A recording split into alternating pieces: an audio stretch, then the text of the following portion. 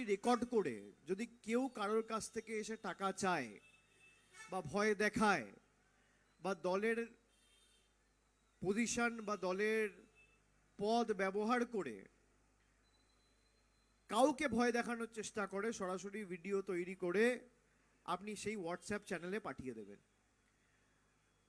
আমরা সেটা পুলিশ প্রশাসনকে ফরওয়ার্ড করব, পুলিশ প্রশাসন সেটা যাচাই করে দেখবে। যদি তার মধ্যে কোনো রকম কোনো সত্য থাকে, সেটা যদি সঠিক হয়, যে পাঠিয়েছে তাকে পুরস্কৃত করা হবে, তার সুরক্ষার সমস্ত দায়িত্ব আমার। এবং পুলিশকে বলা হয়েছে তার মধ্যে যদি কোনো রকম কোনোভাবে সেটা দেখা যায় যে সেই ইনফরমেশনটা সঠিক বা কারেক্ট, তার বিরুদ্ধে দরকার হলে সুমোটো কগনিজেন্স নিয়ে ব্যবস্থা নেওয়ার কাজও পুলিশ প্রশাসন করবে।